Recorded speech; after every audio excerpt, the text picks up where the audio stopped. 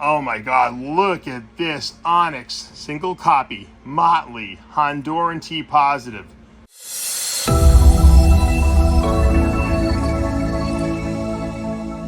What's up, snake fans? Dave Palumbo here for Muscle Serpents Daily on this brutally hot day here in Cape Coral, Florida.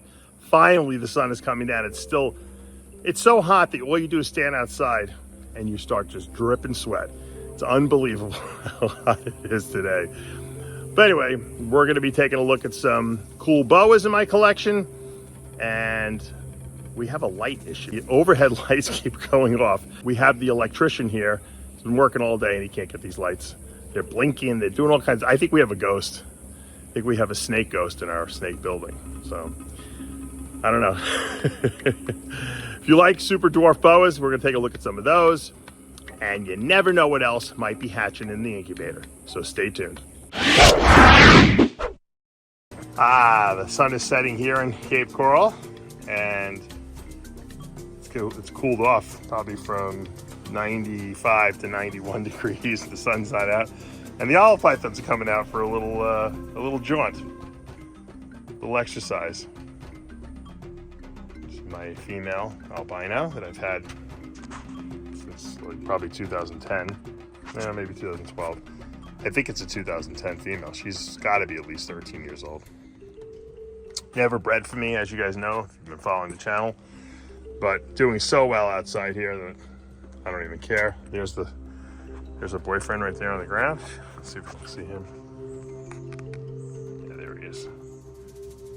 He's still hiding from the heat. She's sowing her oats. If I would have put my finger here, she'd probably bite me. Oh, that's Daddy. Yeah, taste me. Yeah, I figured that was gonna happen. For such a beautiful snake, they love to bite these guys. I don't know what the problem is. I've had her for so long. I've been handling her for so long, and I could take her out and I could have her out for 20 minutes and she'd be fine. And then out of nowhere, she'll just decide, I think I'm gonna bite his arm. But it's so beautiful.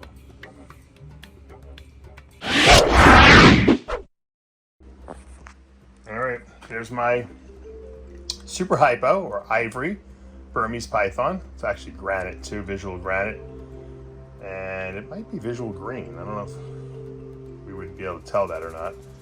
It's at least het green, and it is het albino too. But if it was visual albino, it would have red eyes, but it's not, so it's super hypo. Super hypos create a leucistic or black-eyed leucistic in Burmese pythons, and I've had this girl for quite a while now. I produced her back in 21, and she's doing great. We just got her recently. We just moved her up to the 6-foot cage. We're going to be putting some we're going to be putting some cocoa blocks in there, and she'll look really cool once we do. We got her older brother in here. Let's see if we can show him.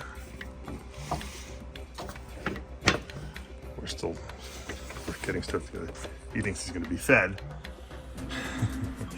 He's a single copy hypo albino, which is known as a pearl. He's also green, and he's pretty much every gene, and granite. There we go. And we've had him since 2019. I produced him. So this is when you can still breed Burmese pythons. Now I can only just keep them for education, display animals, and I have a special prohibited species permit here in Florida for these guys. Get inspected every year, but I love my Burms.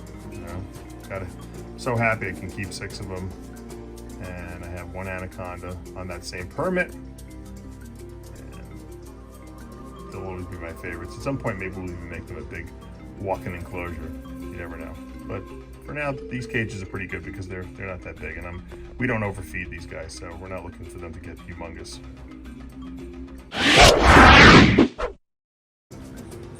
All right, we have more hatching inside the incubator. This was the clutch that was supposed to have hatched the other day before the one that we actually got, the Mandarin Clown one.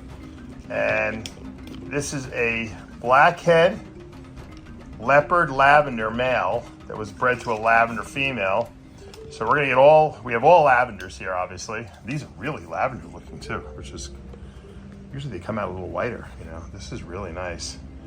The question is, are these blackhead leopard lavenders or are these regular lavender? They don't look like regular lavenders to me. These are looking really nice. I think they're at least leopards. Very thick striping on them.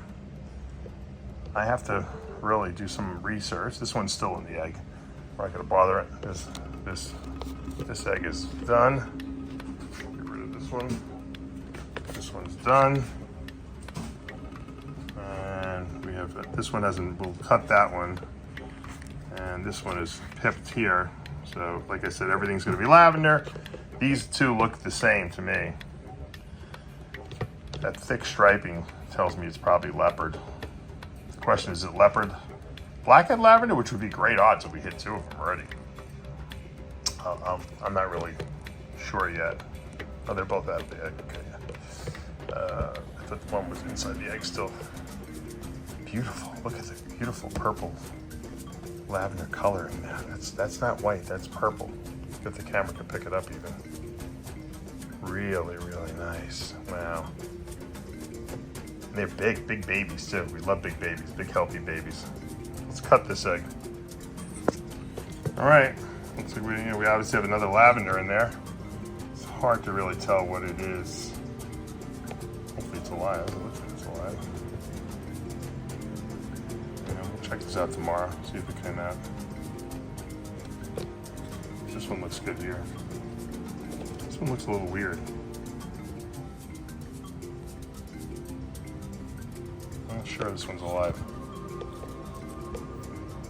We'll let it sit in peace and we'll see if it comes out tomorrow. Oh, yeah, it's moving. Okay, we're good. So, 4 beautiful lavender babies. Can't go wrong with that. That was the first time I've opened up my Bolin's, my female Bolin's python enclosure, and not seen her coming to greet me or looking for food.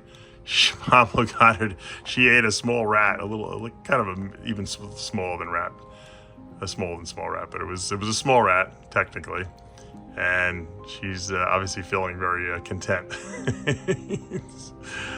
Oh my God, she'll start putting some size on now for sure. You know, once they get to that stage where they can eat a small rat, they definitely grow faster. You know, they don't grow as fast from mice. But all right. She likes birds too. She likes quail, this one. We've been alternating quail, and now we'll maybe give her a rat one week, quail another week. I'm gonna leave her alone, let her digest that meal. Very content, VPIT positive, Motley Jungle male here. Might be going into the breeding rotation this coming year. We can think of who I want to breed him to. Beautiful male. I got in a trade last year. Put some really nice size on, really nice color. Look at that red tail he's got. Really good combination. The only thing that might make this a little better would be if I put the IMG gene in here. That's what I'm thinking. I can breed up to some female that's IMG. We have some, you know, we have some motley VPIT positive IMG girls that this might be a good combination for. I'm thinking. I don't know if they're ready to go. We'll have to check them out. I showed you them the other day. One of them. I think they might need one more year, but we'll see. It's possible. All right, there's my Inca Costa Rican T positive, 66% het leopard. You saw that litter I produced the other day from the double het Costa Rican T positive leopard to double het Costa Rican T positive leopard. We didn't hit the double visual. We actually did. Unfortunately, one died. The one that we produced died, but we got some cool leopards and some Costa Rican T positives. I think adding Inca is going to really add a lot more interesting pattern. You know, Inca is such a highly patterned animal, and I think I think this boy is going to prove out to be het leopard because he's really, this is just not Inca. I'm sorry. I see, you know, Costa Rican T positive is going to make it lighter, but it's not going to give it more pattern, and this thing has more pattern than a typical Inca. So I think we're going to see this prove out to be a het leopard. And if we get to breed him this year, that'll be great. Oh my God, look at this onyx, single copy, motley, Honduran T positive, also known as a sumaton, because it's a super, or acts like super, from that motley onyx. That's where you get the sumaton from, if you look at the initials. But what happens is when you mix one copy of onyx with motley, you get a striped animal like this. And this animal is red looking because the Honduran T positive gene strips away a lot of the melanin. Beautiful, beautiful male we have here. He is possibly more striking than the next snake I'm going to show you, which is the creme de la creme, the super onyx version of this, but really nice. I know I have a customer of mine who's interested in a really true super dwarf male. This snake will never get big. You saw that father I just showed you, the red baron, which was the super onyx Honduran T positive. This is going to stay just the same size, teeny tiny, but a true bower in every sense of the word. Here he is, beautiful, super onyx Honduran T positive and motley. So we have a fully solid pattern animal. You can see all those reds from the Honduran T positive. This is a red opal, we call this. Beautiful, beautiful snake, man. Remember, super onyx and motley will produce a striped animal. Super onyx plus motley will produce a patternless animal, kind of the way a leopard, when it's combined with motley, will create an eclipse. So this is the onyx version of it, or the super onyx version of it. And then we have that Honduran T positive in here as well. So that takes down the melanin and you get this really red, solid animal. Beautiful red opal with that black eye. Look at that. And this is a pure super dwarf. This will never get big. This will always stay super small and tiny. Beautiful animal. All right, guys, that's going to do it for today here at Palumbo's Pythons and Boas. I think I saw my cat Jedi on the floor here. Where is he? Jed, say hi. Say hi. There he is, the one and only Jedi, the Jedster. All right, well, hope you enjoyed today's video. We got that beautiful lavender clutch hatching in the incubator. We got several more that are going to be coming next week. Hopefully we'll get some more eggs on the ground too. I know we still have a lot of females that have not gone yet. And a lot of people have told me that they've had a super late season this year. So I don't know what's going on in the environment here, but it seems like it's all over the country. So everyone's got a late ball python season. I don't know why. We got the last boa litter the other day, so that's about right. But the ball pythons are going really late. My carpets went normal, but actually they went early. Ball pythons, super late season, but that's just the way it goes.